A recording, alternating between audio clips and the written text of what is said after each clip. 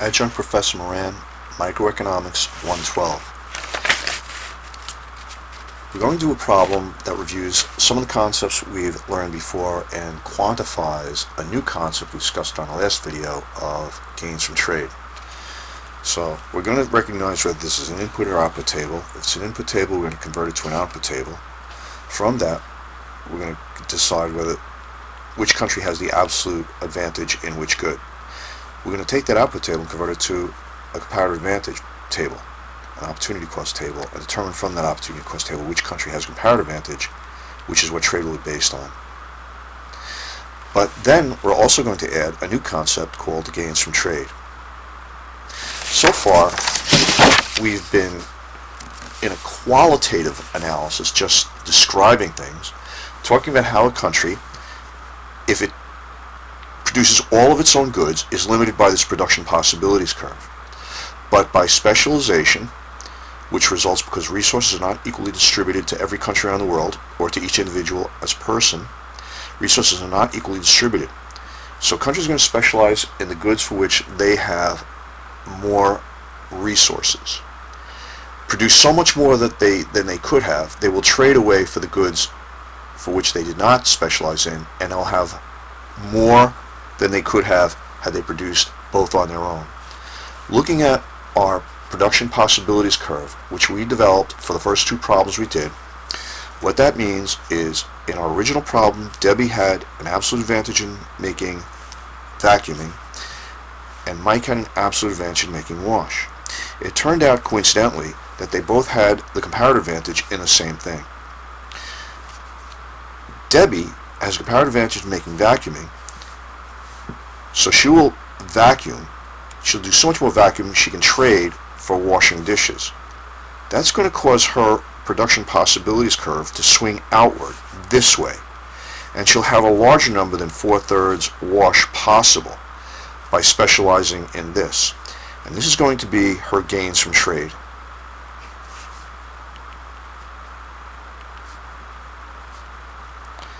Demonstrated on a production possibilities curve. This new line is going to be her trading possibilities line.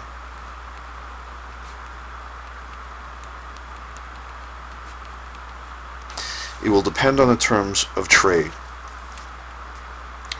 So she will be able to gain this much more by specializing in this, vacuuming, and trading for this. Mike has a comparative advantage in wash. He will specialize in wash, trade wash for vacuuming, and as a result, his production possibilities curve will increase from this point to this point, and those will be his gains from trade. And this new line is his trading possibilities curve. So we're going to demonstrate this in this problem.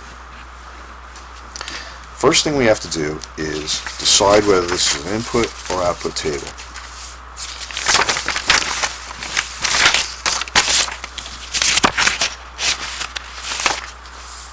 Since this is hours per oat or bagpipe, this is an input table. We want to produce oats and bagpipes. If this was 3 oats per hour, then it would be an output table, but this is 3 hours per oat. So we're going to take this and convert it to a fraction. 3/1, any number without a denominator has a denominator of 1, 4/1, 2/1, 5/1. This will be oats and bagpipes, U.S. and Scotland. This is hours per oat. This is hours per bagpipe, hours per oat, hours per bagpipe. An input table is input, your resource, over your output, what you want to produce. An output table is what you want to produce, your output, divided by your input. All we need to do is take the inverse. 1/3, 1/2, 1/4, 1/5. Now we have oats per hour, bagpipes per hour, oats per hour, and bagpipes per hour. This is the United States. This is oats and bagpipes. So, who has the absolute advantage in the production of oats? Well, here's the oats column. The United States can produce 1 oat in 3 hours. Scotland takes 1 hour to produce 4 oats. 1/3 is larger than 1/4. The United States has an absolute advantage in producing oats. When it comes to bagpipes, the United States can produce 1 bagpipe in 2 hours, and it takes Scotland produced 1 bagpipe in 5 hours. So 1/2 is larger than 1/5.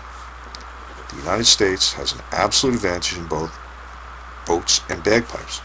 But trade is determined not by absolute advantage, but by comparative advantage, which we will determine from an opportunity cost table. So we need to convert this to an opportunity cost table. So just to review, the United States has an absolute advantage in the production of oats. The United States has an absolute advantage in the production of bagpipes. Now we determine who has the comparative advantage. We're going to make a compound fraction and create an opportunity cost table. Opportunity cost table is what you give up divided by what you get. If the United States makes oats, we get 1/3 oat. Get goes in the denominator, 1/3. I'm going to write the countries over here so we don't have to toggle back and forth. This is oats and bagpipes. If the United States is making oats, they're not making bagpipes. So that's 1/2 bagpipe that won't be made. If the United States is making bagpipes, we get 1/2 bagpipe. If the United States is making bagpipes, the United States is not making oats. We lose 1/3 or give up 1/3 oat. Give up 1/3 oat to get 1/2 bagpipe. If Scotland is making oats, we get 1/4 oat. But if Scotland is making oats, we lose 1/3. We lose 1/5 bagpipe. If Scotland makes bagpipes, we gain 1/5 bagpipe. If Scotland is making bagpipes, we do not get Scotland making 1/4 oat. What you give up divided by what you get. Notice in this problem, in all the other problems, the players were here and the goods were here. But it doesn't necessarily always have to be that way. In this problem, they reversed it and put the players like Mike and Debbie, Andy and Hannah, they put them here instead of here. So you can't get used to doing all the same way each way. You have to be sensitive to where the goods are and where the players are, the traders. Now we can solve our compound fraction by inverting the denominator and multiplying it by the numerator. Solving a compound fraction. That's 3/1 instead of 1/3. That's 3/2. Invert 1/2 to 2/1. This is 2/3. 1/4. 4/1 is 4/5. 1/5 becomes 5/1. That's 5/4. These circled numbers are now opportunity costs.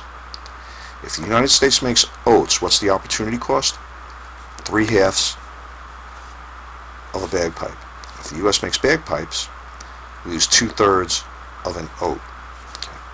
Now we're ready to compare the United States with Scotland to decide who has the comparative advantage in oats and bagpipes. We want to pick the number by which we lose the smallest amount of the other thing. So if the United States makes oats, although this is in the oats cell, this is an opportunity cost. That's 3/2 of a bagpipe that is not going to get made. But if Scotland makes oats, we lose 4/5 of a bagpipe. It's better to lose only 4/5 of a bagpipe than it is 3/2. So Scotland will be making oats because we lose less of the other good, the opportunity cost. If the United States makes bagpipes, we lose 2/3 of an oat. If Scotland makes bagpipes, we lose 5/4 of an oat. It's better to lose only 2/3 of an oat than it is to lose 5/4 of an oat. So the United States has a comparative advantage because we lose less bagpipes, the opportunity cost. The United States has a comparative advantage in bagpipes because the United States has a lower opportunity cost compared to Scotland of only 2/3 of a note instead of 5/4 of a note. Based on the above information, because the United States has a comparative advantage in bagpipes, we'll be making bagpipes. Because Scotland has a comparative advantage in oats, they'll be making oats. In the next part of the problem, we're going to be doing a word problem to demonstrate the concept of specialization and the resulting gains from trade.